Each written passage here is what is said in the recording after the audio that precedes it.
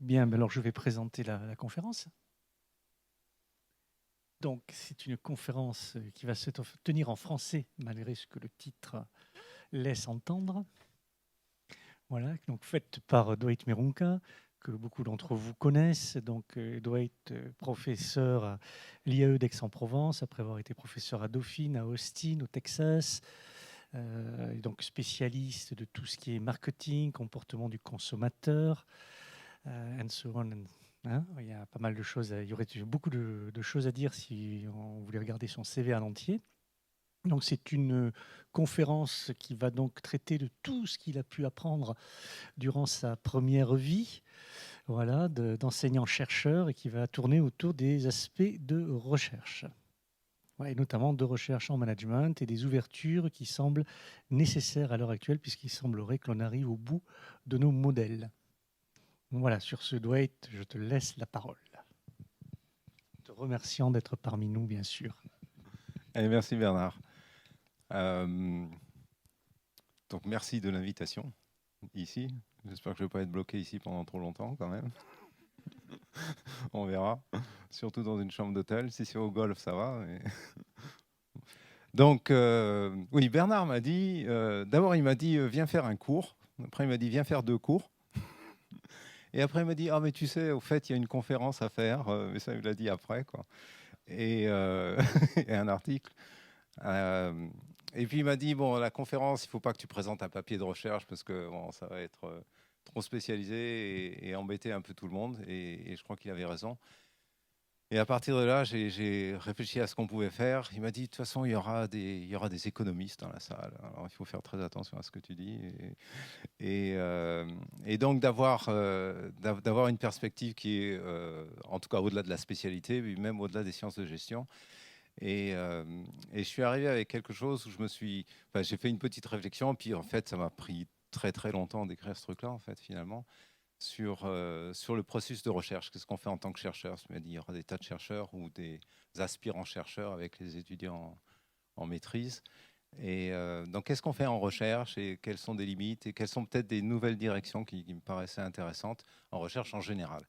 Et donc, j'ai appelé ça Lesson Learned in Later Life compte tenu de mon âge. Mais c'est aussi vrai, en fait, et vous le verrez dans la présentation. Euh, on est depuis des décennies, pas mal de chercheurs ici, sur nos petits thèmes de recherche et très petits thèmes de recherche. Et je pense que l'ouverture, on commence à la comprendre une fois qu'on a quand même produit pas mal de choses et côtoyé pas mal d'autres chercheurs. Donc c'est l'idée. Donc c'est pas du tout une présentation exhaustive de Lesson Learned in Later Life, mais une ou deux directions qui me paraissent en tout cas intéressantes.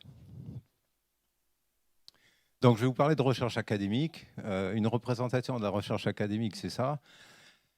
C'est-à-dire c'est vous tous dans la salle, des gens très savants, plein d'équations, et plein de certitudes, plein de courbes et tout ce que vous voulez. Et ça, vous reconnaissez ce qu'on fait plutôt en gestion et sans doute en économie et dans d'autres sciences aussi, où on essaye d'expliquer des phénomènes. Donc, expliquer des phénomènes, c'est ce truc-là qui est quoi que ce soit, en fait, ici à IQ.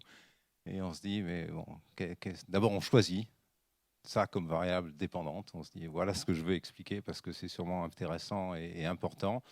Et puis, on se dit, bon, qu'est-ce qui peut contribuer à high IQ ou low IQ avec des variables médiatrices et tout ce que vous voulez. Et puis avec un autre truc qui est important, c'est ces mesures.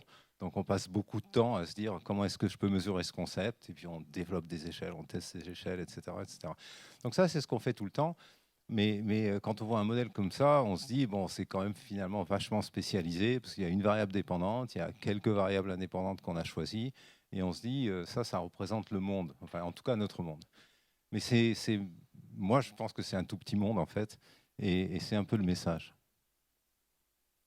Et donc, je vais transmettre ce message en deux directions. Dire, un, c'est vrai qu'on recherche dans nos silos et dans nos hyper-spécialisations, qu'il y a peut-être autre chose à faire, mais éventuellement, hein, ça ne veut pas dire qu'il ne faut pas des chercheurs hyper spécialisés, il en faut évidemment. mais il y a peut-être d'autres types de recherches qui sont possibles. Et la deuxième chose, et ça c'est sans doute parce que j'ai eu pas mal d'occasions de travailler en Afrique en recherche avec des collègues africains, on se rend compte que les recherches qu'on publie et sûrement que vous publiez, finalement, elles essayent de capturer et de rechercher sur une réalité qui est en fait extrêmement réduite, qui est par exemple celle des marchés boursiers pour Bernard. Et finalement, il y a combien de firmes qui y sont et ce genre de choses, quoi. Donc, une recherche qui est finalement sur une réalité qui est très partielle. Donc ça, c'est nous, chercheurs ou étudiants-chercheurs, travaillant sur des silos. Et bon, ça, c'est pour représenter ce qu'on fait. On travaille dans notre coin. Il y a un économiste à côté de nous, on ne lui parle pas. Enfin, non, c'est surtout l'économiste qui ne parle pas au gestionnaire, d'ailleurs. Et un sociologue, etc. Et c'est vrai qu'il y a assez peu de communication. Ce peu de communication, on le retrouve un peu partout. Ça c'est pour montrer que c'est peut-être un peu idiot. Donc là, vous avez plusieurs disciplines, donc business, law, economics et psychology et tout ça. Et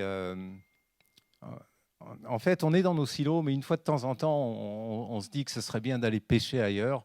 Et si on prend notre exemple des gens en marketing, c'est vrai qu'on travaille pas mal avec ce qui a été publié par des psychologues dans des revues de psychologie, mais sans comprendre tout, en fait. Il y a un concept qui nous intéresse, on le prend, et quelquefois on le tord, et ça pose quand même des problèmes. Mais on n'a pas ce réflexe, en tout cas, de routine, de travailler ensemble, alors qu'il y a sûrement des choses intéressantes. Alors que je me page down. Bon, c'est vrai dans The Business World aussi. Ça, c'est l'entreprise que vous connaissez. Et bon, avec ses catégories. Et c'est pas simplement vrai en recherche, c'est vrai là où il y a assez peu de communication entre les gens du marketing, de la RH, des financiers, ce genre de trucs. Ce qui est un peu dommage aussi. Et vrai dans l'entreprise d'une autre manière. Donc, j'illustre ici avec un petit exemple. Si vous prenez le concept d'un produit, il y a évidemment tout un tas de gens dans l'entreprise qui travaillent sur ce concept et avec des vues très différentes, du style la R&D. Donc, lisez, le yaourt au lait entier dans un tube de 30 grammes avec plein de saveurs différentes. L'agence de pub qui va penser tout à fait autre chose de ce produit, du style une rébellion identitaire. La finance, les opérations, 50 000 caisses par mois, et le marketing, et qui voulait, et les aspects, je ne sais pas s'il y a des juristes dans notre assemblée, mais le point de vue du juriste, de l'entreprise, du leadership, et finalement du consommateur, qui est celui qui a sans doute le plus raison, qui dit je sais pas, c'est juste dans le frigo, ouais, c'est pas mal, voilà. Donc, ces vues différentes, on les a en recherche, on les a évidemment dans le monde de l'entreprise, ce qui n'est pas tout à fait un hasard.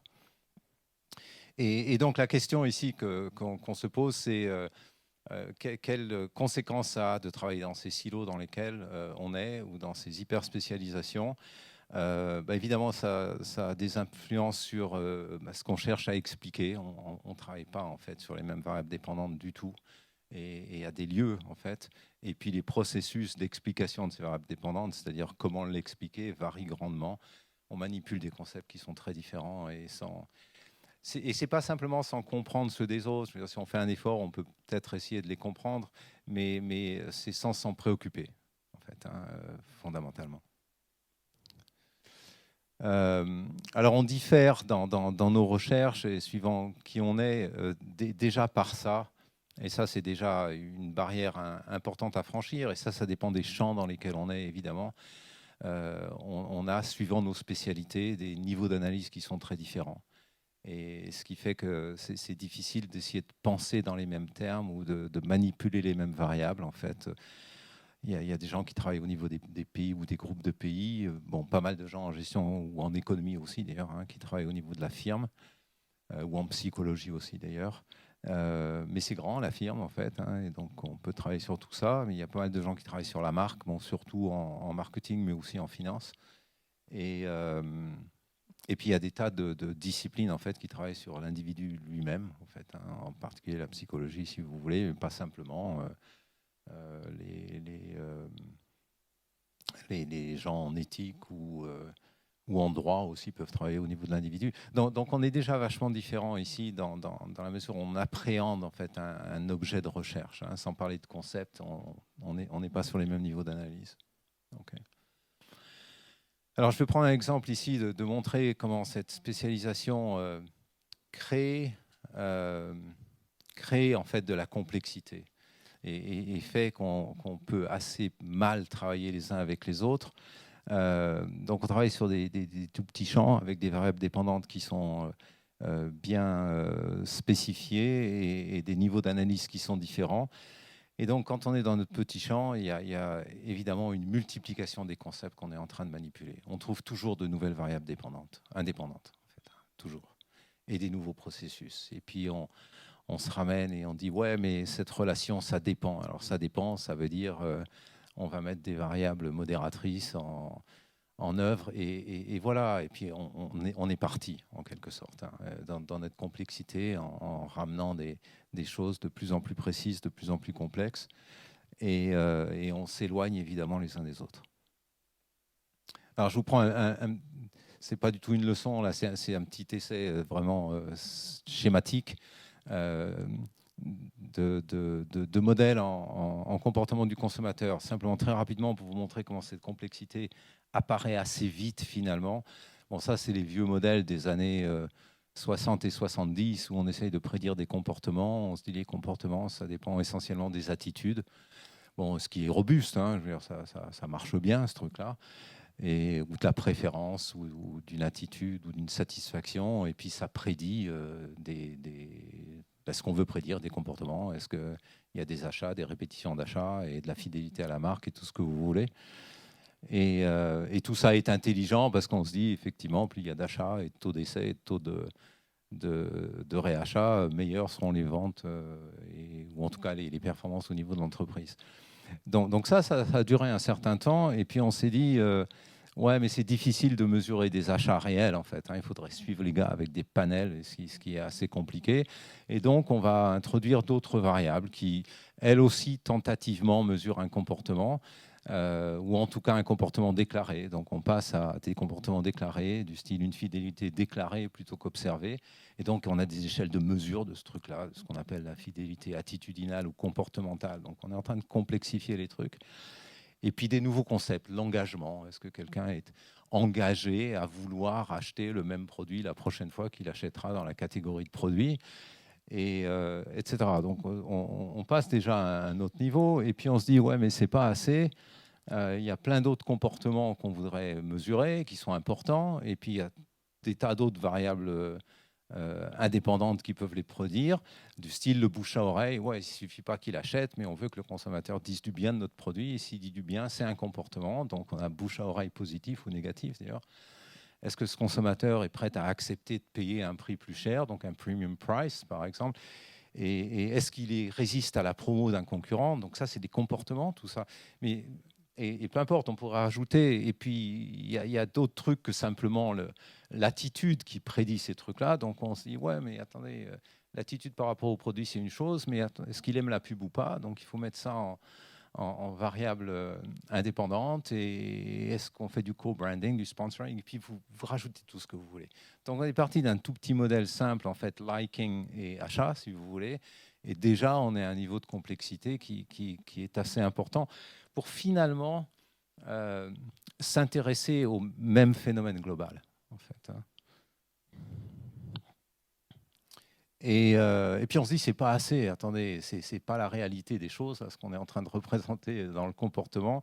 Il y a des tas d'autres choses qui existent et sort depuis une vingtaine d'années ce qu'on appelle le paradigme relationnel, qui consiste à dire que l'attitude, ça explique une toute petite partie finalement du comportement et qu'il y a il y a des tas de choses que ça n'explique pas. Par exemple, pourquoi est-ce qu'on achèterait une marque de luxe? C'est pas forcément sur les caractéristiques fonctionnelles ou sur l'attitude en fait, hein, qui est prédicteur des comportements.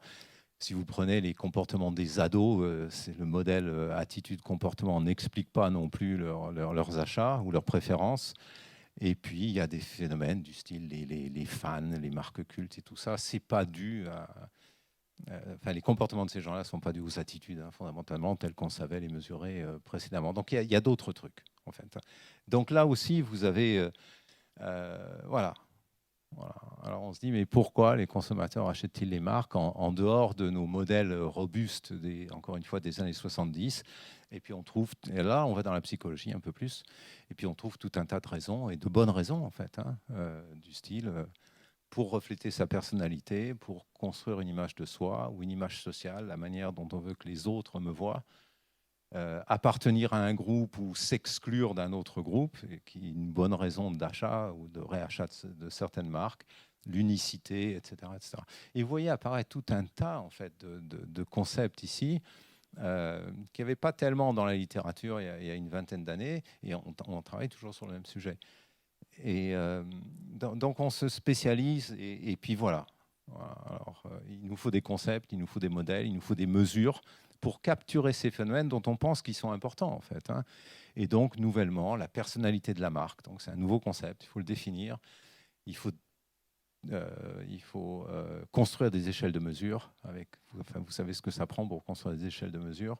Et puis, tout un tas de trucs. La confiance, l'engagement, l'attachement, la passion pour la marque et récemment l'amour pour la marque. Et même la haine pour la marque, et je dirais what not, en fait. Et donc voilà la manière dont on progresse finalement toujours dans le même champ, en fait. Et avec des tas de problèmes, en fait, qui sont liés à cette manière dont on progresse dans la recherche. Donc, je voulais l'illustrer simplement sur ce concept qui est plus nouveau d'amour pour la marque. Alors, déjà, on a été piqué ça en psychologie interpersonnelle, hein, on ne l'a pas inventé. Hein, mais on se dit, ah ouais, il y a des gens qui ressentent de l'amour pour une autre personne. Tiens, c'est un concept qui est intéressant, qu'on pourrait essayer de capturer pour essayer de représenter des relations d'un consommateur avec une marque. Alors, on a un peu tordu, évidemment, développer une échelle de mesure propre. Et puis, et ça, c'est dans une étude célèbre, c'est Journal of Marketing, avec des très, très bons auteurs qui ont essayé de dire bon, quelles sont les dimensions à ce truc-là. Bon, c'est simplement partiel, mais ce que vous voyez là-dedans, c'est qu'on est quand même aussi en train de tourner un petit peu en rond. C'est-à-dire qu'on se concentre sur un concept ici qui est l'amour, et puis on retrouve d'autres concepts qui ont été développés par ailleurs. Pour avoir de l'amour, il faut avoir de la passion, il faut avoir de l'attachement, il faut des connexions émotionnelles, et qui sont des concepts séparés qu'on a trouvés. Et donc, si vous voulez, les problèmes qu'on se pose lorsqu'on voit... Et c'est très sérieux hein, comme étude, c'est vraiment très, très sérieux. Mais on se dit... on se pose des problèmes de causalité quand même, ou de dimensionnalité. En fait, hein. Est-ce que finalement c'est par exemple, j'en sais rien, la passion qui détermine le love, ou le love qui fait qu'avec le temps on est passionné? Bon, il y a pas mal de problèmes. Donc voilà, si vous voulez, cette complexité croissante, bon, elle est utile parce qu'on comprend des phénomènes qu'on ne comprenait pas lorsqu'on était sur les vieux modèles, et donc on progresse. Mais il y a quand même tout un tas de problèmes qui sont liés à nos pratiques en fait en recherche. On développe des nouveaux concepts, on pique des nouveaux concepts. Hein. Ce problème d'analogie, moi, me paraît assez dangereux. Enfin, nous, on fait ça, en fait. Hein. Je ne sais pas si vous faites ça dans vos disciplines, mais on va piquer un concept qui est dans une autre discipline et on l'intègre sans connaître toutes les théories, toute la littérature et des trucs comme ça. Des problèmes de mesure. Chaque fois qu'on a un nouveau concept, la question c'est comment le mesurer. Et ça y est, c'est parti sur des échelles et des échelles concurrentes évidemment. Et puis il y a tous ces problèmes qu'on connaît bien en recherche, mais à mon avis de plus en plus mis en évidence lorsqu'on renforce cette complexité. Donc des problèmes de validité discriminante. Finalement, est-ce que la passion et l'amour c'est vraiment des trucs différents? Ou est-ce que l'un appartient à l'autre? Donc, problème de causalité ou de causalité inverse. Et c'est tellement difficile à tester tout ça. Donc, à la fois, il faut faire tout ça, mais à la fois, c'est assez problématique, en fait. Hein, et de validité nomologique, évidemment. Quoi. Donc voilà un peu où on en est, et tout ça dans nos disciplines. J'espère que vous vous reconnaissez dans vos disciplines propres, en fait, parce que je crois qu'on fait un peu tous la même chose. Et, et l'idée derrière ça, donc, c'est de dire, bon, est-ce qu'il n'y a pas des domaines sur lesquels différentes sciences, en fait, pourraient se rejoindre et peut-être un peu mieux communiquer et bénéficier des apports des autres. Et donc ma question c'est ça, enfin ma suggestion en fait, hein, mais il y en a sûrement beaucoup d'autres, hein, à vous de réfléchir à ce que vous pouvez identifier, mais est-ce qu'il peut y avoir, un concept commun ou des directions qui peuvent intéresser vraiment plusieurs sciences et où on peut s'enrichir? Et il y en a, il y a un but commun qui est que j'illustre ici avec quelques slides et ensuite on raffinera du style This is my happy place, donc feeling happy. Je pense que ça intéresse beaucoup de gens en fait, hein. Ça intéresse sûrement les psychologues, les sociologues, les gestionnaires, les économistes, même les juristes bon, et certainement les médecins, par exemple, en fait, hein. Ou feeling good. Alors après, il faut définir les concepts, hein, ceci dit, mais c'est peut-être des variables qui valent le coup d'être explorées, ou feeling cool, whatever that means, mais quand même, quoi, en fait, hein. Ouais, c'est assez intéressant d'essayer d'expliquer ça, en fait, hein. Et donc, bon, il y a des gens quand même qui se sont penchés là-dessus, et avec ce concept qui est le concept de bien-être. Et c'est vrai que c'est une variable dépendante qui est quand même assez excitante, en fait, hein. Il y a plein de trucs qui peuvent contribuer au bien-être. Et puis, c'est un concept qui peut être utilisé et exploré à plein de niveaux différents. Bon, le bien-être des populations, vous avez évidemment entendu parler du Bhoutan et de leur direction dans ces mesures du bien-être. Donc ça peut être par pays, par individu, par région, par ce que vous voulez, quoi. Il y a plein de dimensions différentes possibles. Alors, ceci dit, bon, c'est un concept qui est assez excitant, mais on retombe un petit peu dans les problèmes quand même. Donc, excitant parce que ça intéresse tout un tas de trucs, hein. J'ai été voir des études en médecine, c'est un concept qui leur plaît, quoi, en fait, hein, ce truc-là, et sur lequel ils bossent. Et vous en trouvez dans plein de sciences. Je vais vous montrer une petite recherche bibliographique que j'ai faite, et puis intéresse d'autres organismes, donc les Nations Unies et autres, hein, où il y a des études mondiales commanditées en Europe et dans le monde, où il y a pas mal d'entreprises qui commencent à s'intéresser à ce concept formellement, en fait, également, et le mesurer. Et donc, c'est assez universel et intéressant. Et voilà la petite recherche que j'ai faite. J'ai tapé simplement well-being dans nos moteurs de recherche AX. Et voilà le nombre d'articles. Alors, je pense que c'était pas dans le titre, mais dans l'abstract, hein. J'ai dû mettre quelque chose comme ça. Mais peu importe, finalement. C'est impressionnant. Il y a assez peu de concepts, à mon avis, qui sont partagés par autant de sciences et qui suscitent autant de recherches. Alors bon, il faudrait faire le tri, hein, ce que je n'ai pas fait. Mais je voulais simplement montrer que c'est un concept qui est extrêmement large, en fait, hein. Bon, sciences de l'éducation, évidemment, mais même, évidemment, médecine et santé publique. Mais les sciences, bon, desquelles on est peut-être un peu plus proche ici dans cette salle, hein, psychologie, gestion, économie, éducation et droit. Et donc, ça intéresse beaucoup de gens. Et on pense qu'il peut y avoir des passerelles là. Okay. Et après, j'ai recherché les revues. En fait, vous en avez un paquet qui sont finalement qui s'intéressent directement au bien-être. Bon, il y en a. Enfin, c'est d'assez bonnes revues en fait, hein, ces trucs-là. J'ai un petit peu travaillé, donc je les trouve ici.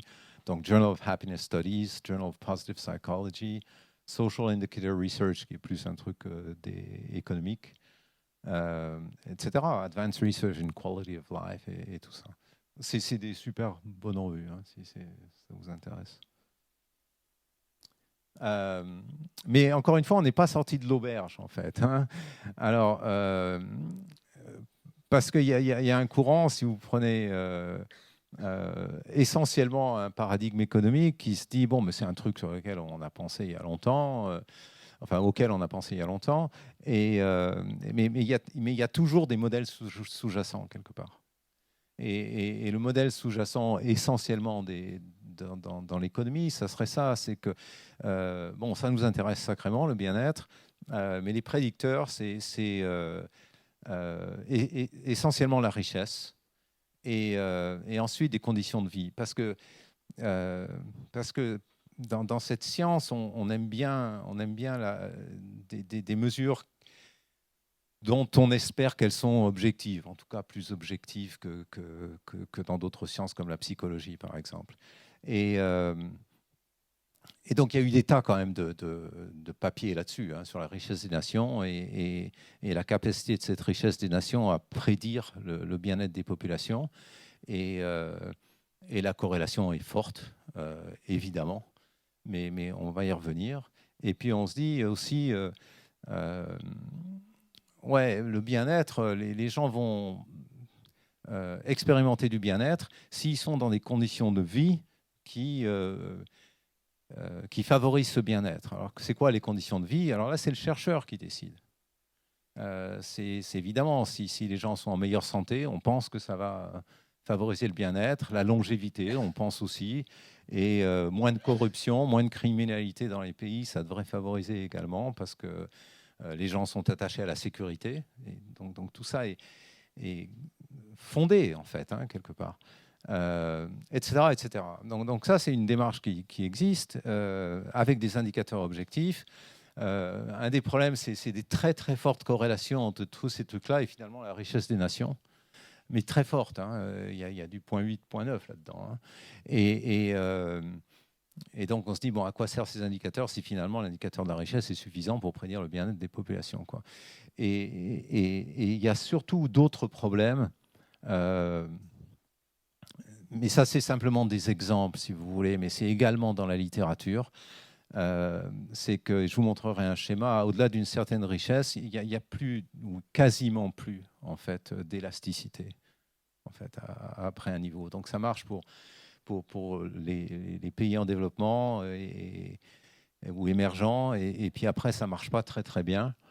Et puis, il y a aussi éventuellement des relations qui peuvent être prédites ou expérimentées comme étant négatives.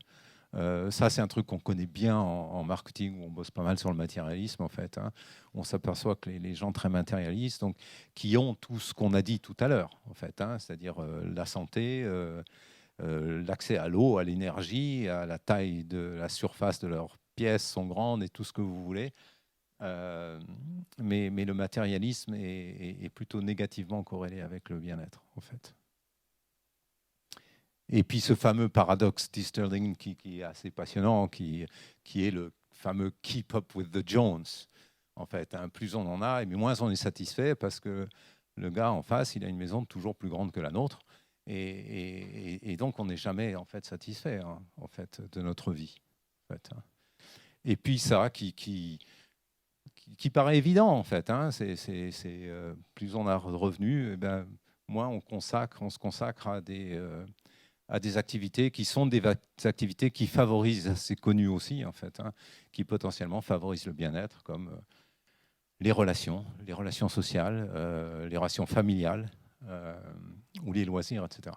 Donc encore une fois, on est sur le bien-être, on a une vue des choses, comment le mesurer et comment le prédire, mais il y a évidemment tout un tas de limites dans une science.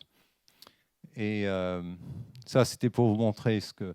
Bon, c'est schématisé, mais c'est assez vrai. Hein. Si vous mettez les différents pays, il y a des études, il y a des super études, hein, sur des tas de pays, avec évidemment des mesures différentes, mais fondamentalement, on retrouve les mêmes phénomènes. Donc le GNP par capita et par personne, et vous retrouvez des pays pauvres, en fait, hein, essentiellement ici, où effectivement, il y a cette relation relativement forte, en fait, hein, entre revenus par habitant et bien-être, mais avec cette saturation, en fait, hein, qu'on trouve à un moment. Alors, on est arrivé aussi, il y a quand même quelques décennies, avec cet autre concept, se dire le bien-être, finalement, est-ce que ça doit vraiment se mesurer objectivement? Est-ce que quelqu'un va être plus satisfait simplement s'il a un habitat plus grand, ou voire même, parce que c'est assez débattu, hein, ça va peut-être être un peu polémique, mais voire même, est-ce qu'il est vraiment plus satisfait dans sa vie et a une vie meilleure s'il y a moins de pollution dans son environnement que plus de pollution? C'est pas une évidence. Alors qu'on est persuadé qu'il faut moins de pollution, pour de bonnes raisons sans doute, mais est-ce que ça rend les gens heureux? C'est une autre question, hein, si vous pensez en termes de relations. Et de se dire, donc, finalement, plutôt que mesurer des trucs objectifs dont on pense que ça va favoriser le bien-être, et avec toutes ses limites, est-ce que le bien-être, c'est n'est pas quelque chose qu'il faut demander aux gens, tout simplement? C'est-à-dire, est-ce que vous êtes happy? Est-ce que vous êtes satisfait de votre vie? Est-ce que vous sentez du bonheur? Est-ce que vous riez? Est-ce que, etc., etc., quoi, en fait. Et donc ça, c'est tout à fait une autre vue, mais qui est assez intéressante. J'avais travaillé avec un collègue sur ce truc-là, et on avait, je ne sais pas comment on s'était retrouvé là, mais on s'était retrouvé dans un parterre d'économistes, en fait. Et on a représenté notre étude, qui était, bon, un truc qu'on avait fait en Afrique, qui était assez sympa sur le bien-être, mais subjectif, évidemment, hein. On s'est fait assassiner, mais assassiner. Mais c'était incroyable, quoi. C'était absolument incroyable. Mais c'est marrant, enfin, c'est intéressant, en fait, hein. Il n'y a rien contre un paradigme ou un autre paradigme. On ne parle pas le même langage, quoi. C'est marrant, alors qu'on parle du même concept. Et donc voilà, donc bien-être subjectif, là-dessus, vous avez des tas et des tas de recherches qui sont intéressantes. Et ça, bon, Diener, c'est un type, c'est le grand auteur, en fait, hein, sur le bien-être. Et voilà comment il voit ça. Donc, effectivement, c'est subjectif, donc il faut le demander aux gens. Et il y a à la fois des évaluations cognitives et des évaluations affectives, en fait, qui permettent de mesurer ce bien-être. Donc, vous avez en général une question globale qui est une question de satisfaction avec sa vie, et qu'on peut diviser par des domaines, hein, de vie. Est-ce que vous êtes satisfait par votre vie familiale, votre vie au travail, etc., etc. Donc on peut faire ça par domaine ou globalement. Et puis après, c'est assez bien complété par donc une évaluation non cognitive qui est purement affective, où on mesure des émotions. Et d'ailleurs, Kahneman, je parle aux économistes, a travaillé là-dessus aussi, hein, ce qui est assez étonnant en fait finalement.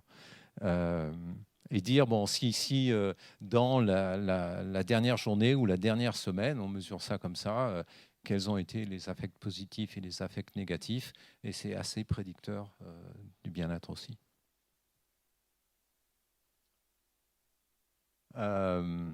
Ouais, ça c'est pour vous donner une idée, mais j'aurais dû mettre, attendez, une fois mettre ça comme ça. Je pensais l'avoir fait. Il y a Country Ranking of Happiness. Alors il y en a plusieurs. Il y a plusieurs, enfin à la fois des cabinets et des organismes internationaux qui font ces mesures et ces rankings. Et donc ça c'est un dernier que j'ai trouvé, donc le World Happiness Report de 2019. Et ça c'est pour vous donner une idée des premiers pays. Alors bon, ça varie un tout petit peu suivant les organismes quand même, en fait, hein, mais on retrouve les mêmes patterns, si vous voulez, en fait, hein. Et donc ça, c'est des mesures de bien-être au niveau des populations, en fait. Et bon, c'est assez marqué, hein, comme type de pays dans lesquels les scores de bien-être sont les plus importants, hein, finalement. Alors que certains, surtout ici, diraient habiter en Finlande où il fait froid, vous êtes fous, quoi. Mais finalement, les gens sont très très contents là-bas, quoi. Et pour compléter, pour trouver des pays peut-être un peu plus proches, voilà des. Bon, j'en ai sauté, hein, mais pour vous montrer où étaient les USA et la France, donc un peu dans le haut, mais pas tout à fait dans le haut. Et des trucs sympathiques, je trouve aussi, c'est Trinidad et Tobago qui se retrouvent plutôt dans le haut, en fait. Et, et par contre, voilà ce qui se passe en bas du tableau, quoi. Donc, bon, pas mal de pays en développement, évidemment, et puis des pays où il peut y avoir de l'instabilité politique et de la peur et de l'insécurité, tout ce que vous voulez, hein, systématique et forte en fait, hein, ce qui va évidemment détruire le bien-être des populations. Et voilà les types de variables explicatives de ces différences de bien-être entre les pays. Donc 74% de la variance, c'est beaucoup. Donc regardez, donc on retrouve évidemment la richesse, hein, c'est une évidence en fait, chose qu'on connaît bien depuis longtemps, mais également des choses qui sont pas dans ces indicateurs sociaux véritablement en fait, hein, le support social, bon, l'espérance de vie c'est un indicateur social, la liberté de faire ses choix, la générosité, donc le partage, ce qui est assez intéressant. La perception de corruption qui pourrait être un indicateur économique. Et en plus de ça, je ne les ai pas listés, les affects positifs participent à l'explication du bien-être des populations ici. Donc voilà un thème, je dirais, d'ouverture qui peut réunir les différents chercheurs. Et bon, moi, je trouve ça assez intéressant en fait, hein. Et pour vous dire que c'est vraiment dans l'air du temps, j'ai reçu ça récemment. Donc Best Doctoral Research Award. Donc voilà, donc, si vous avez des thèses de vos thésards là-dedans, vous pouvez participer à ce Doctoral Research Award. Et voilà les thèmes. Enfin, ce qui m'intéressait, c'est d'illustrer ça par des thèmes qui peuvent être potentiellement récompensés dans ce Doctoral Research Award. Donc physical well-being, financial well-being, dimensions, parce qu'il y a des modèles différents encore. Well-being of vulnerable individuals, il y a de bonnes études là-dessus en fait. Lifestyle, sustainability, c'est un thème assez intéressant. Est-ce que c'est vraiment prédicteur de well-being or not? Et bon, etc. Quoi. Donc on est dans l'air du temps en fait.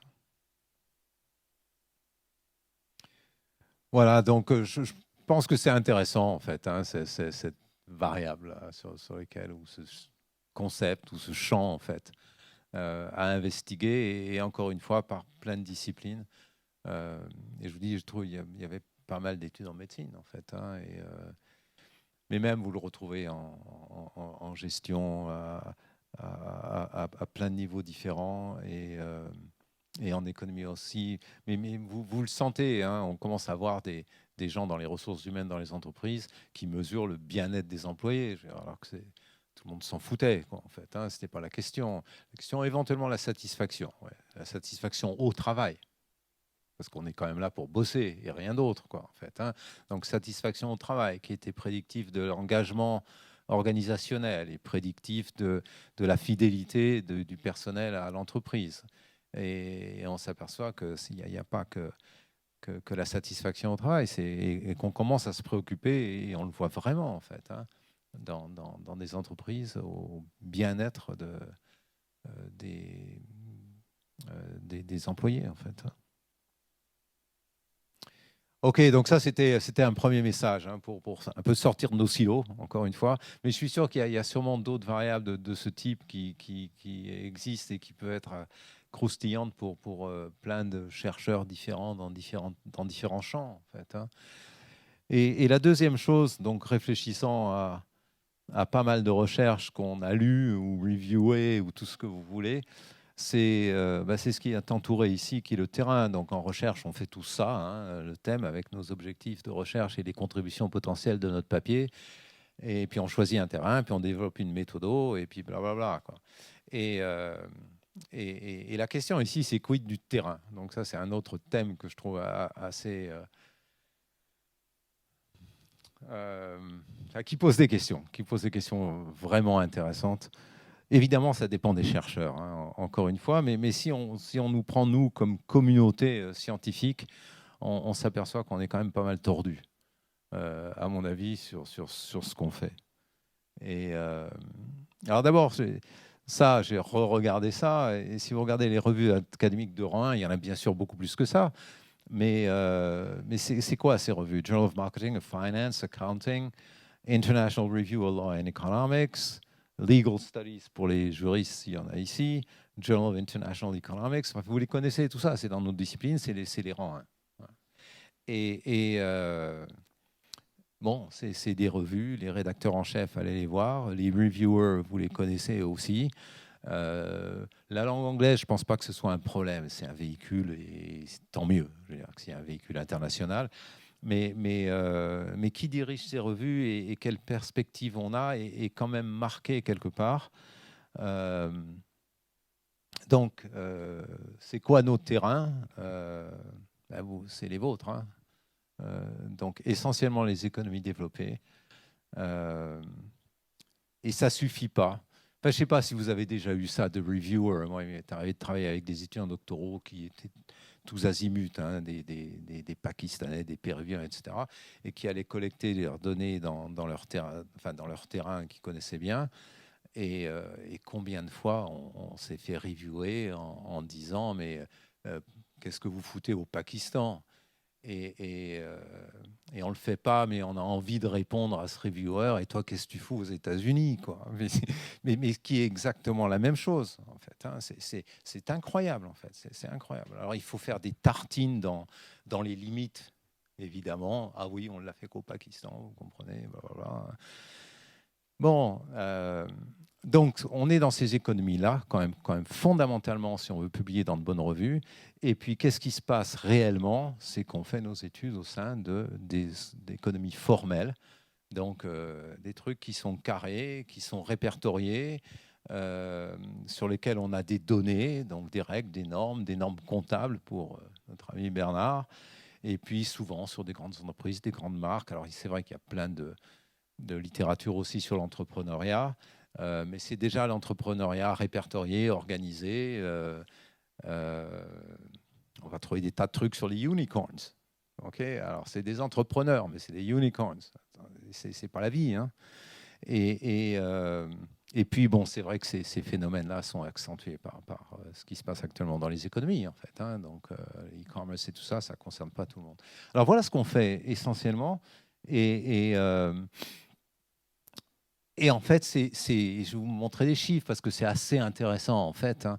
Même si on n'a pas le temps de se poser ces questions tout le temps, c'est finalement une petite partie du monde. Et des phénomènes qu'on observe, hein, que ce soit en économie, en gestion, en droit, en ce que vous voulez, en fait. Hein. Et c'est une toute petite partie donc des échanges, des vendeurs, des consommateurs, des fabricants, des entreprises, de tout ce que vous voulez. Alors, donc il faut essayer de définir, donc je fais vite fait parce que ce n'est pas l'objet, mais pour qu'on ait une compréhension commune, économie informelle. Donc, activité située en dehors des frontières des institutions formelles, mais reconnue à l'intérieur d'institutions informelles. Donc ça ne nous dit pas grand-chose quand même, ce truc-là. Je préfère l'autre ici qui est... donc c'est des trucs qui sont illégaux, c'est-à-dire non reconnus formellement, mais considérés par une vaste proportion des acteurs, que ce soit les États, les consommateurs, les fabricants, les distributeurs et tout ce que vous voulez, comme légitimes. Okay. C'est ce qui permet en fait de distinguer, parce qu'au début on disait un peu n'importe quoi hein, sur l'informel en disant c'est tout ce qui n'est pas formel, et donc y compris les trafics de drogue et tout ce que vous voulez, mais bon, ce qui est complètement différent. Et donc on arrive à bon, une illustration que vous connaissez en fait. Hein, alors là, il y a différents pays. Hein, il y a de l'Inde, de l'Afrique, un pays asiatique dont je ne sais plus lequel c'est. Et puis il y a tout un tas d'activités. Hein. Il y a évidemment des activités commerciales, mais qui concernent plein de catégories de produits, y compris l'essence au Bénin ou au Togo qui vient, qui est distribuée en bidon. Mais également des activités de réparation. Et je ne les ai pas là parce que c'est souvent difficile de trouver des illustrations, mais il y en a tout un tas dans des marchés qui sont des marchés high-tech aussi, en fait, hein, des activités informelles. Et donc ça, c'est un autre exemple parce que je voulais montrer, bon, je ne voulais pas me concentrer sur l'Afrique ou l'Inde. Voilà ce que j'ai trouvé en Colombie. Il y en a partout. Donc, bon, des activités alimentaires évidemment, mais également téléphoniques et bien d'autres. Mais on va aller au-delà de ça. Donc ça, c'était simplement avoir une petite illustration. Et je reviens à cette espèce de typologie qui demande plein de travail, en fait. S'il y a des juristes, ils vont dire, mais attendez, vous êtes un peu simpliste. Oui, c'est simpliste, mais ça permet de distinguer un petit peu les concepts. Bon, l'économie formelle, on sait ce que c'est institution formelle et légitime. Et l'informel, on dit que donc c'est illégal, enfin institution formelle légale et légitime, illégale mais légitime, ce qui permet de distinguer de l'économie criminelle, en fait, qui est à la fois illégale mais illégitime. Et puis il y a ce truc-là qui est assez intéressant d'un auteur ou de quelques auteurs qui sont venus avec ce truc-là, disant que la quatrième case qui était blanche jusqu'à maintenant, en fait, elle n'est pas blanche du tout. Et ces économies controversées, c'est des économies légales, mais qui sont considérées par beaucoup comme étant illégitimes, du style l'exploitation des forêts en Amazonie ou ce que vous voulez, quoi, en fait. C'est parfaitement légal, mais c'est pas accepté, en fait, par le corps social, ou en tout cas une bonne partie du corps social. Donc voilà, donc c'est vrai que nos recherches, on en revient à nous chercheurs, en fait. C'est vrai qu'on est quand même essentiellement là-dessus. Et vous allez voir par quelques chiffres que c'est quand même sacrément réducteur, en fait. Et c'est pas simplement le fait que ce soit réducteur. Chaque fois qu'on fait une recherche, on est hyper réduit, encore une fois. On le fait sur la PME du sud de la France, si on habite Aix-en-Provence. Donc on est toujours réducteur, mais je crois que ça nuit à notre compréhension, en fait, des phénomènes. En fait, c'est une toute petite partie de la réalité. Alors, ce que je voulais vous montrer ici aussi, c'est pas simplement les exemples africains ou de Colombie, cette économie informelle. C'est tout un tas de trucs qui se passent dans les pays développés. Les personnels de maison en Californie ou au Texas, je vous garantis qu'il y en a une grande majorité qui vient du Mexique et qui n'est pas déclarée. Et c'est de l'économie informelle, je veux dire, par définition. Et des gens qui travaillent à la maison, ou des artistes de rue ici qui sont sur Times Square. Vous voyez qu'ils ont une patente et un compte de résultats. C'est douteux quand même. Voilà. Ou des vendeurs de Tour Eiffel sous la Tour Eiffel. Voilà, c'est des pays développés. Et il y a un autre truc qui est sacrément intéressant, sur lequel il y a quelques recherches qui commencent à circuler, c'est que, en fait, cette typologie qui met des barrières, elle est très perméable, finalement. Et ça, c'est assez intéressant. C'est-à-dire qu'il y a des boîtes formelles et des marques formelles qui ont pignon sur rue. Et dans cet exemple, vous avez la vache qui rit et Nescafé, quand même. Donc Nestlé, c'est quand même quelque chose qui utilise, évidemment, les ressources de l'informel pour pouvoir distribuer et atteindre des populations qui ne savent pas, en fait, atteindre autrement qu'en utilisant les économies informelles. Et donc, c'est assez intéressant. Et puis, vous pouvez multiplier les exemples. Lorsqu'on fait fabriquer des produits au Bangladesh, c'est souvent aussi à des économies informelles ou à des boîtes informelles qu'on fait appel. Donc, il y a de la perméabilité là, qui est assez intéressante.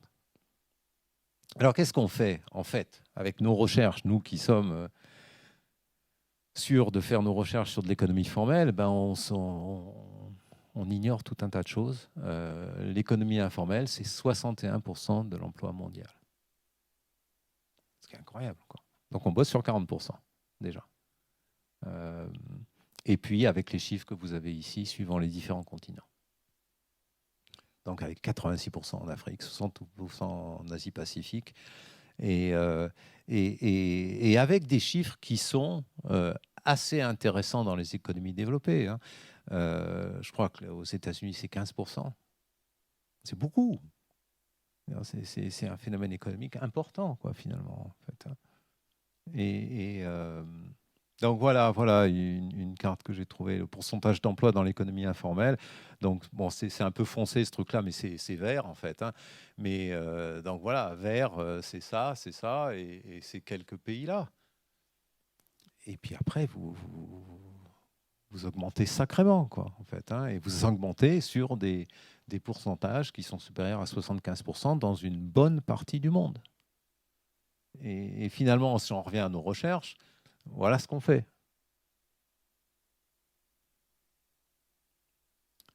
Et pourquoi pas, il faut le faire, c'est pas ça. Mais c'est même pas, voilà ce qu'on fait, c'est pas du tout négatif. C'est de dire, voilà notre réalité, voilà nos concepts. Voilà, lorsque vous parlez de gestion du personnel, on parle de ça.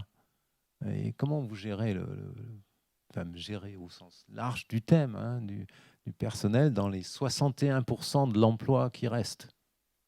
Est-ce que c'est les mêmes concepts? Est-ce que c'est les mêmes pratiques? Est-ce que les relations sociales sont les mêmes? Est-ce que même les concepts fondamentaux, lorsque vous dites, je sais pas, il y a beaucoup de trucs qui se passent, en tout cas dans nos domaines, sur le concept de confiance. Ouais, interorganisationnel en particulier, mais aussi interpersonnel, ce genre de trucs, quoi. Et puis on a une définition, on a des échelles de mesure. C'est-à-dire que je vous passe une échelle de mesure à 10 items et je sais mesurer votre niveau de confiance par rapport à l'institution ou ce que vous voulez, en fait. Hein. Est-ce qu'on croit sérieusement que nos définitions et que nos échelles de mesure et que ce concept même de confiance a la même signification lorsqu'on parle de la confiance que, par exemple, dans les économies informelles entre un client et un vendeur?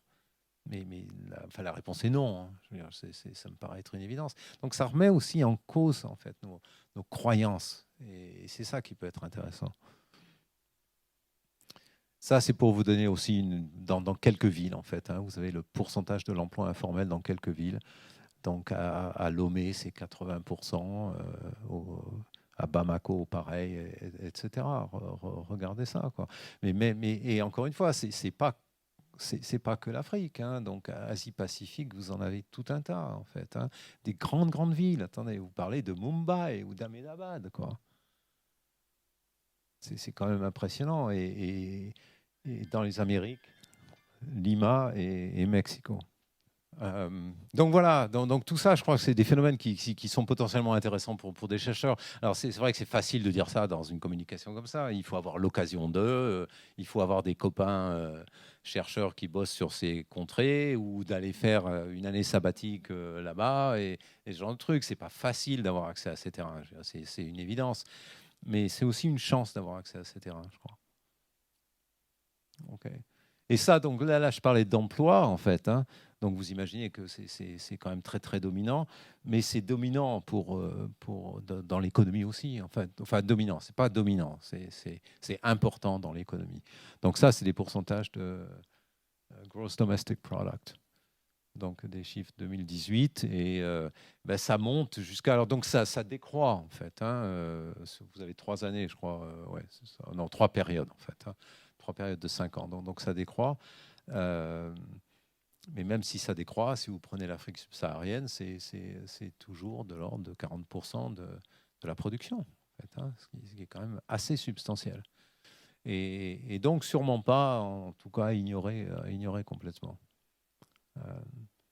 Mais derrière, il y a des croyances, c'est assez intéressant quand vous commencez à regarder la littérature de ces trucs-là. Il y a des croyances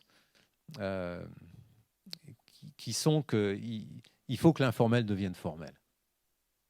C'est assez marrant comme paradigme, en fait. Hein. Alors, et vous avez quand même quelques auteurs qui disent non, surtout pas, en fait. Surtout pas. Parce que c'est des productions et un emploi fantastique. C'est un moyen, probablement le meilleur moyen de lutter contre la pauvreté, en fait. Et de garantir le dîner du soir, quoi, en fait. Hein, parce que c'est ça qui se passe. Et puis tous les autres problèmes. Vous avez un pourcentage d'illettrisme qui est absolument considérable. On ne va pas demander à ces gens-là de garder des comptes et d'écrire des comptes de résultats. Hein. Je veux dire, ça n'a pas de sens. Ça n'a pas de sens.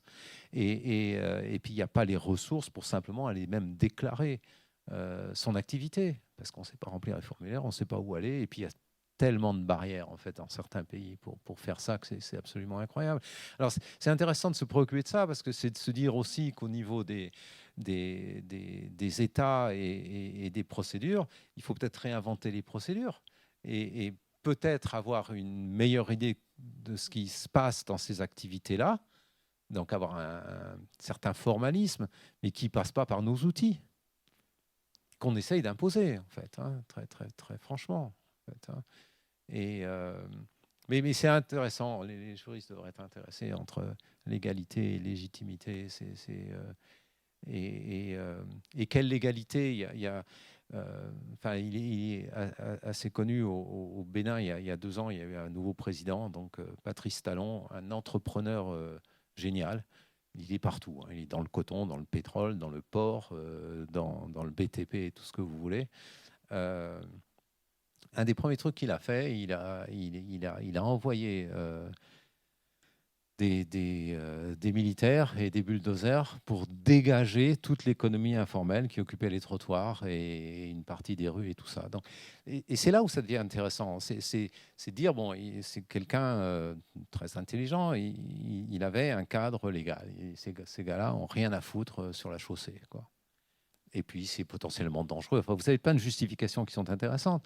Et donc, j'applique la loi. OK.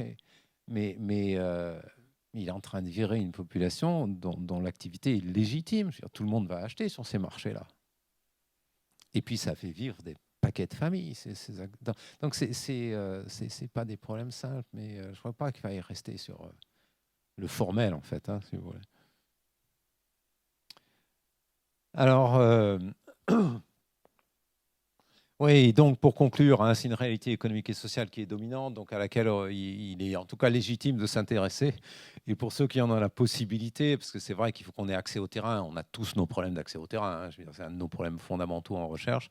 Mais ceci dit, si on peut avoir accès à ces terrains-là, c'est quand même assez palpitant, parce que, encore une fois, c'est pas simplement le terrain pour le terrain, c'est que ça nous permet peut-être de nous poser des questions qu'on ne se pose pas, parce qu'on n'a pas l'occasion de se les poser, en fait, hein, sur les concepts, les mesures, les outils de collecte de données, même. C'est assez original, hein, de collecter des données lorsqu'on ne peut pas utiliser nos échelles de Likert et nos 10 items pour mesurer le concept de confiance, hein. Vous faites comment? Ben ouais. Euh, Donc voilà, donc moi, enfin bon, je suis assez persuadé que ça peut stimuler à la fois la recherche et puis des connaissances dans plein de domaines, en fait, hein, que vous avez ici. Domaine juridique, économique, économie de subsistance, c'est un truc qui doit être passionnant pour les gens qui sont spécialisés là-dessus, en fait, hein. En management et en GRH, n'en parlons pas, quoi, en fait, hein. Mais même pour la sociologie ou le bien-être et tout ça, je crois que on a pas mal de choses à apprendre, en fait, hein. Et puis, bon, voilà quelques concepts, à mon avis, qui peuvent être remis en cause en travaillant vraiment sur ces terrains. Mais il y en a bien d'autres, hein. C'est ce qui m'est passé par la tête plutôt qu'autre chose, hein.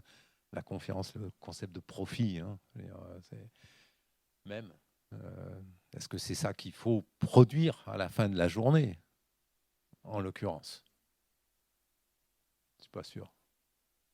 Même de développement, d'échange, d'emploi, de pauvreté, de bien-être et tout ce que vous voulez, quoi.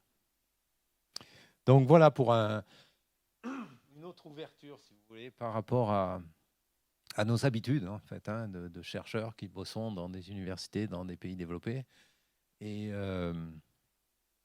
contraints par des revues aussi dans lesquelles il faut qu'on publie, hein. Je veux dire, il ne faut pas se leurrer, hein. Donc c'est plus difficile, ça.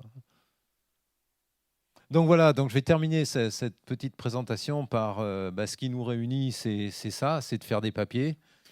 Donc publish or perish, vous le savez. Et donc, je voulais terminer sur un petit truc sympa. Bon, on va publier ces papiers, enfin, en tout cas, on va soumettre ces papiers, que ce soit sur l'économie formelle ou informelle, que ce soit sur le bien-être ou pas sur le bien-être. Et puis, bon, ça nous arrive quand même assez souvent, ce truc-là, hein, d'être rejeté ou d'avoir des révisions majeures. Et donc, je me suis intéressé à la réaction d'un certain nombre de chercheurs par rapport à ces situations qui sont finalement habituelles. Et avec cette distinction, ça c'est l'étudiante doctorale, son premier papier, et évidemment le rimel coule et tout ça, quoi, c'est dramatique. Et donc c'est la grande peine par rapport à ce papier sur lequel on a passé, c'est peut-être un papier qui est tiré de la thèse, hein, je vous rendez compte, c'est 3 ans de boulot, quoi, en fait. Et après, il y a le postdoc. Alors, lui, il a juste un petit peu plus de bouteilles. Il est complètement écœuré aussi. Il va se pinter à la bière, quoi. Mais bon, il prend un petit peu de recul. Mais il n'est pas très content quand même. L'assistant, alors ça, il est agressif. Il dit, mais bon, c'est pas possible qu'on ait refusé mon papier, en fait. Et Je vais les avoir, ces reviewers. Ils comprennent pas grand-chose. Là, c'est le maître de conf qui a déjà un peu de bouteille. Lui, il dit, attends, il faut que je publie. Attends. Donc, je me remets au boulot tout de suite. Je lis ma review dans les moindres détails et je vais répondre à chacune des critiques qui sont faites par les reviewers. Ça, c'est le prof. Donc, tu dis, mais qui c'est ces gars-là qui comprennent rien à ma science et à mes résultats et à ma contribution fantastique à la connaissance, quoi. Et ça, c'est le professeur émérite qui n'a absolument plus rien à foutre parce que de toute façon, il a fini sa carrière et ses publications, il en a plein derrière lui. Et, et donc voilà la manière dont on peut réagir à ça. Thanks.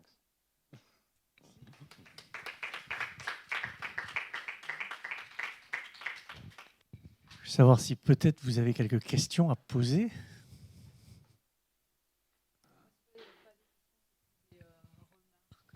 Du micro.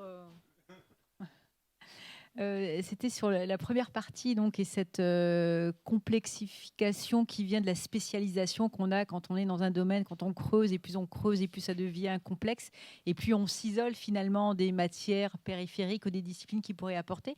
C'est bon, ça effectivement, je pense beaucoup d'incidences négatives sur la qualité de la recherche, mais est-ce que c'est pas au final nécessaire? Enfin, on peut pas survoler un sujet. Si on veut y aller, on est obligé de se spécialiser et de regarder le tout petit trou du fond du trou.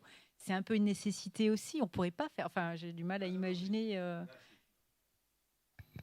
Non, tu es obligé d'être expert, en fait, hein, finalement, pour arriver à creuser, pour avoir quelque chose d'intéressant à montrer.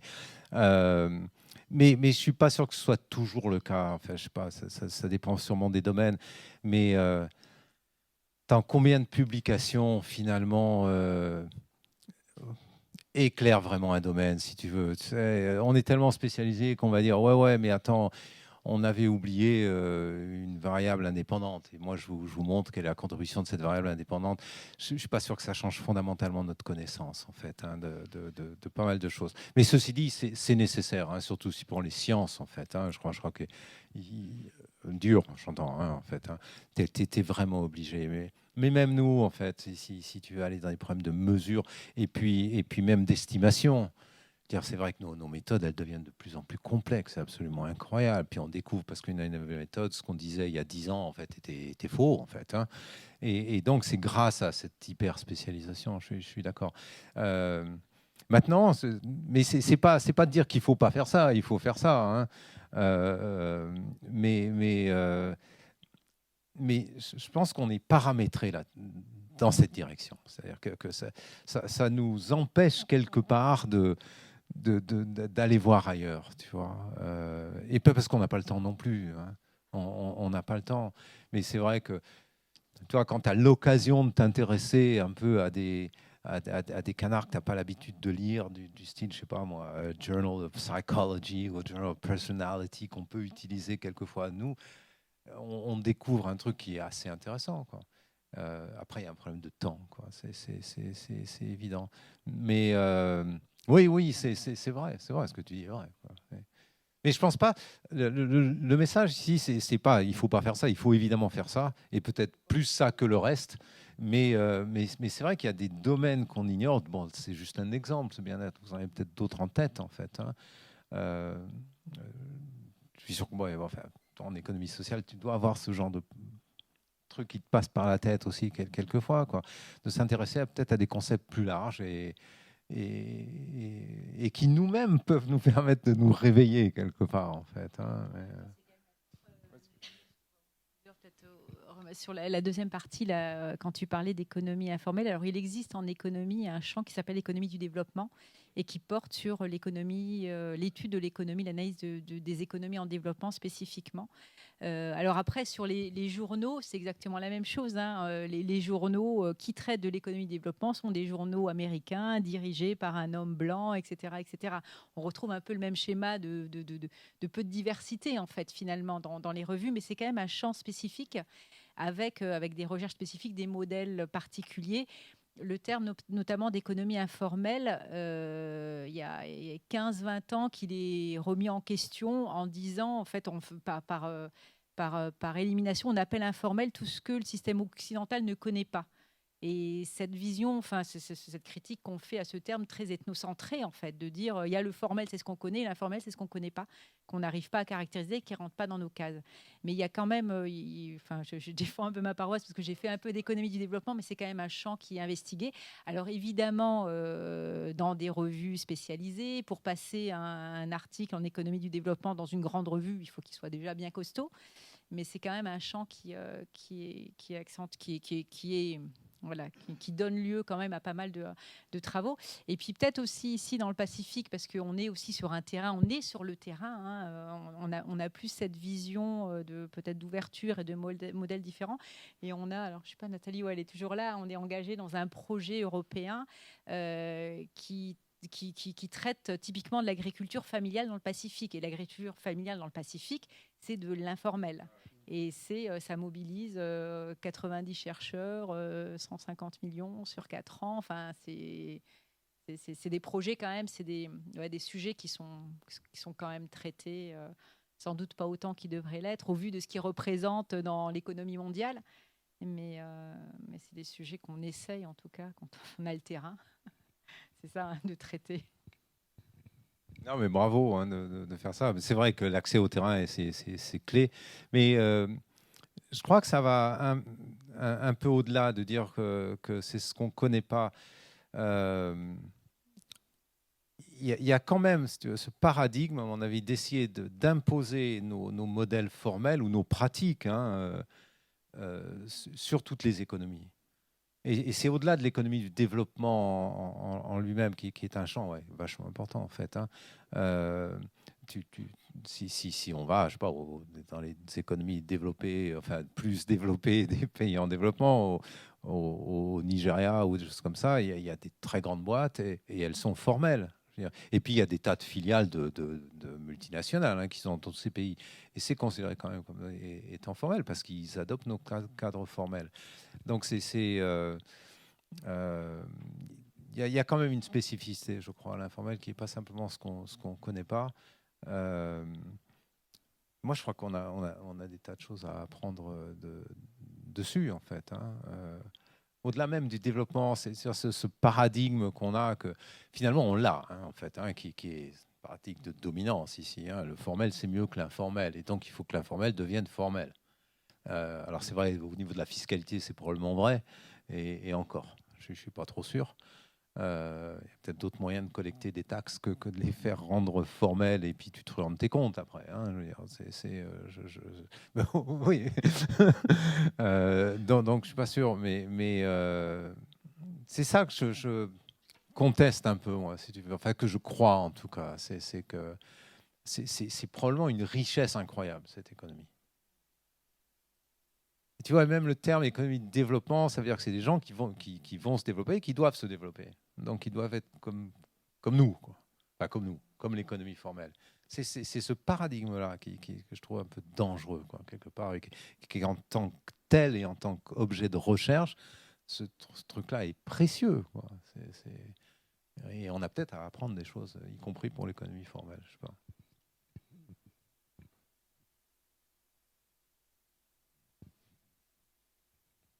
Non, moi j'aurais une ou deux remarques à faire.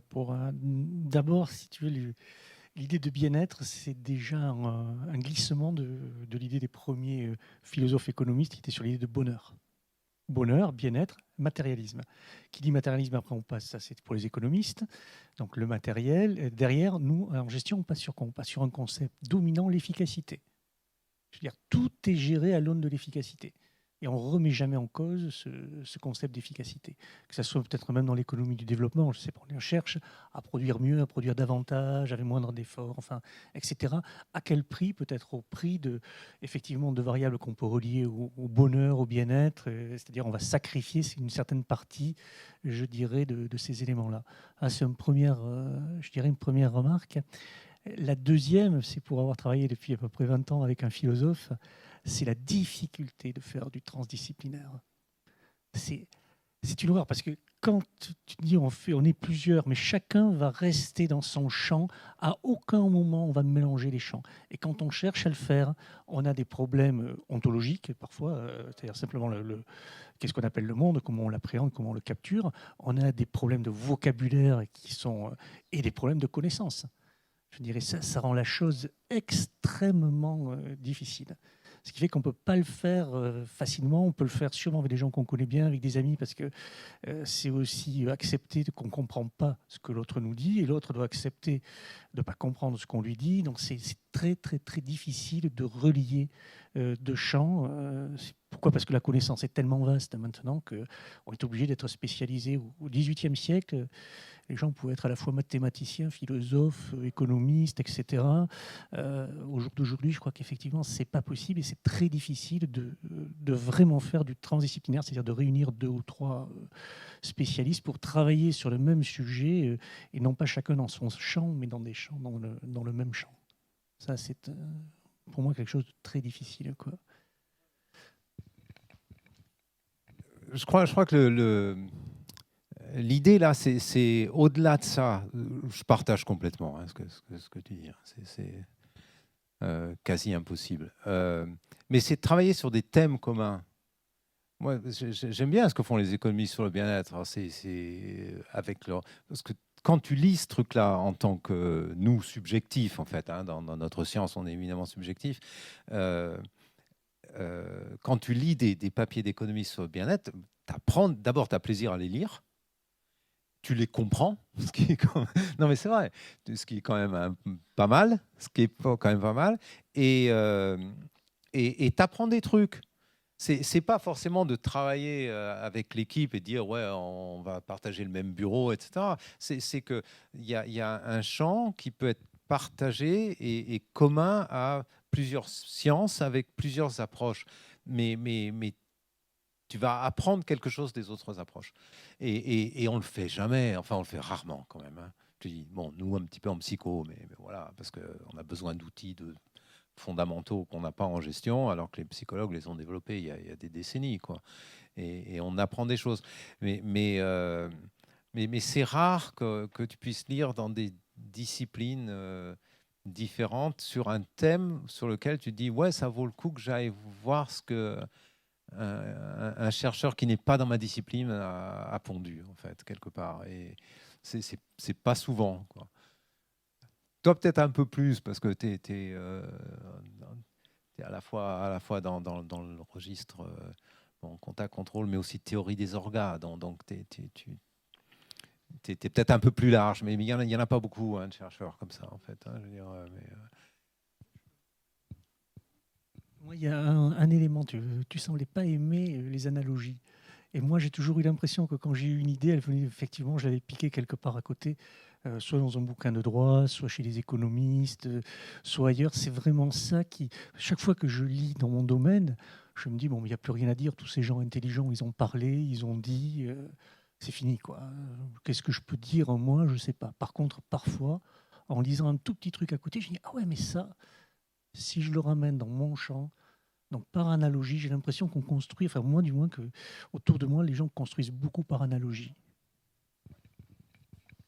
Non, c'était pas un rejet des analogies. Ce que tu dis est vrai. C'est notre difficulté à comprendre un concept qui a été développé dans une autre discipline, et puis notre facilité à prendre ce machin-là et dire, bon, c'est appliqué, bon, attends, l'amour interpersonnel, tu as 3 théories, en fait, allez, je prends ce truc-là et je l'applique. Et ça c'est... Parce que, 1, on n'a pas le recul, si tu veux, et 2, parce que c'est relativement facile, 3, parce que dans notre papier, on peut dire qu'on fait référence à des théories hyper solides faites par des bons auteurs, ce qui nous aide quand même.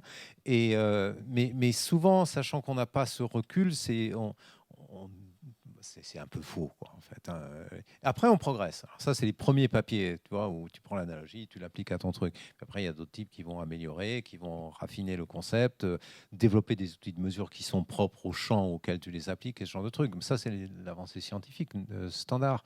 Mais je veux dire qu'il y a des trucs... Enfin, moi, je le vois avec ces machins sur lesquels j'ai travaillé, là, de relations aux marques. Alors, t'as des trucs, non, mais c'est des trucs qui sont vraiment qui traduisent la réalité, à mon avis, du style, il y a des gens qui sont passionnés pour des marques, qui ont un attachement émotionnel, mais incroyablement fort, que tu voyais pas dans les modèles cognitifs avant. Euh, mais après, tu vois du délire, quoi. Tu vois du délire. Parce qu'on parle d'amour, alors il y a un type, pour publier un papier, il va dire, ah ouais, mais on va parler de haine. Et tu as 3 papiers qui sortent sur la haine pour les marques. Euh, et puis bon, on définit la haine telle qu'elle a été définie par un psychologue quelque part ou dans des gens qui travaillent sur les relations interpersonnelles et avec des tas de problèmes de mesure, mais alors avec des échelles. Tu vois, je vais mesurer la haine sur une échelle, enfin avec multi-items évidemment, mais sur des échelles de 1 à 7. Mais j'ai quand même mesuré la haine. Et si le répondant me dit 2, c'est-à-dire qu'il a un tout petit peu de haine, je vais dire que c'est quand même de la haine. S'il y a un tout petit peu de haine, tu n'as pas de haine. Enfin, non, mais il y a des problèmes, tu vois, mais parce qu'il y a une échelle qui a été développée, je sais pas où, en psycho, ou je sais pas quoi. Non, l'analogie, il faut pas la. C'est bien, en fait, mais c'est très, très compliqué de la faire adapter ou de l'adapter à ton domaine, quoi. C'est souvent dangereux, mais oui, non, mais je suis d'accord.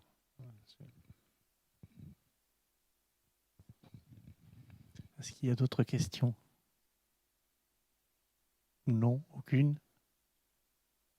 Oui. Merci beaucoup pour cette conférence. Et moi, j'apprécie le regard critique que vous avez sur l'activité de recherche. J'ai envie de vous demander, avec l'expérience que vous avez de plusieurs systèmes de recherche, l'Amérique, enfin, les États-Unis, la France, peut-être d'autres,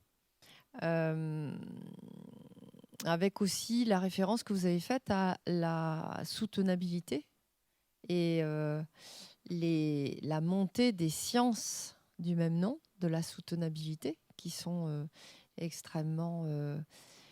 Enfin, qui sont pluridisciplinaires dans l'appel que l'objet inscrit dans le programme de ces sciences-là et l'utilité sociale qui va avec, hein, que nos activités de recherche aient un impact sur le bien-être des populations, hein, comme l'UNESCO définit les sciences de la soutenabilité. Est-ce que vous avez des recommandations à faire aux décideurs qui managent la recherche et les systèmes d'évaluation des chercheurs, les systèmes de gestion des carrières des chercheurs pour favoriser le développement de cette, alors pas transdisciplinarité, mais interdisciplinarité, pour que justement ce ne soit pas un millefeuille et que on arrive à obtenir de groupes de chercheurs dans le cadre de grands programmes de recherche comme celui que l'UNC a décroché et qui était évoqué par Catherine tout à l'heure. Comment on peut favoriser l'émergence et le développement de cette activité interdisciplinaire qui est si demandeuse, si exigeante et qui est ce que nous demandent les sociétés aujourd'hui?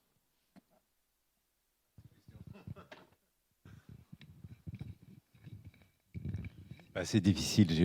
Bon, je ne suis pas en position de donner des recommandations à ces organismes de recherche, en fait. Bon, mais je parlerai du point de vue de l'évaluateur, en fait, hein, parce que j'évalue pas mal de projets, en fait, là-dessus, et qui sont financés ou pas financés. C'est vrai que l'aspect complémentaire des différents chercheurs dans un projet est un aspect intéressant qui est valorisé, comme l'est aussi la participation de jeunes chercheurs dans l'ensemble de ces projets. Ce qui fait qu'un projet, je crois qu'on en revient à la base en fait, hein, si vous voulez. Ce qui fait qu'un projet, qui soit dans le domaine que vous citez ou dans un autre domaine, soit bien évalué ou mal évalué, enfin en tout cas c'est ce qu'on voit dans les réunions d'experts en fait, ça reste la contribution en fait. Et et c'est presque tout. Après, vous avez les problèmes de méthodo, en fait, qui sont souvent très très peu clairs dans ces projets européens ou autres, enfin, qui n'est pas assez élaboré du tout, et pas parce que c'est difficile ou pas difficile, c'est parce qu'on ne sait même pas ce qu'ils vont faire, en fait, les chercheurs. C'est, ouais, je vais commencer par faire du qualitatif, ensuite j'irai mesurer ça sur un échantillon, et enfin, il n'y a rien là-dedans, c'est-à-dire qu'on ne sait pas ce qu'ils vont faire, mais encore une fois, ça c'est vraiment le deuxième volet de l'évaluation de ces propositions. Le premier, ça reste la contribution. Donc, je ne sais pas ce que vous avez comme contribution dans votre projet, mais on reste un évaluateur standard, en fait. En fait. Et en plus, vous n'êtes pas forcément, en tant qu'expert, entre guillemets, en tout cas évaluateur, expert comme le sont les rédacteurs, en fait, des projets, qui sont plus experts dans le champ. Mais voilà, est-ce que vous pensez que ça va apporter quelque chose à la connaissance, et donc la rédaction de ce projet est fondamentale. Mais j'ai pas d'autres recommandations que ça. Merci beaucoup. Et on a tous été évaluateurs et on l'est tous. On a évalué, enfin voilà, dans les ANR, dans d'autres programmes de recherche, effectivement, assez spécialisés dans des champs. Moi, je peux vous parler du champ de la santé, de Health Services Research. Ma question, c'était au niveau des décideurs en charge des politiques de recherche, de développement de la recherche, au niveau des pays. Est-ce que vous avez des enseignements et des recommandations pour développer justement ce qui est si difficile à développer, à savoir les recherches interdisciplinaires? C'était ça. Pas au niveau des programmes, au niveau, au niveau des systèmes. En fait, je vais vous décevoir, mais non, j'ai vraiment pas de recommandation, j'ai pas de réponse par rapport à ça. C'est compliqué.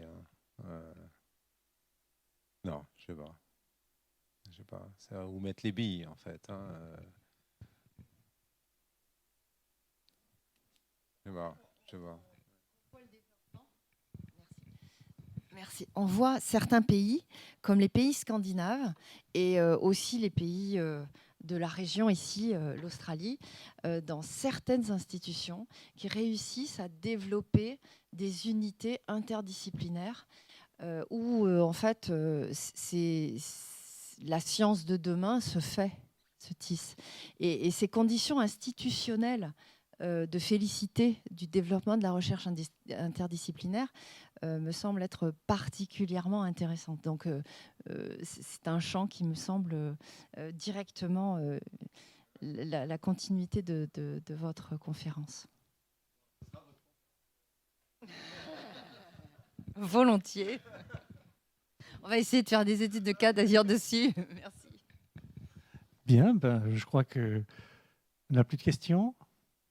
Non, alors donc on va te remercier pour cette conférence et puis te dire qu'on va essayer de faire mieux dans ce champ plus pluridisciplinaire. Pour devenir plus original, ça sera difficile quand même. Parce que la science, elle est quand même bien fondée sur des standards bien établis.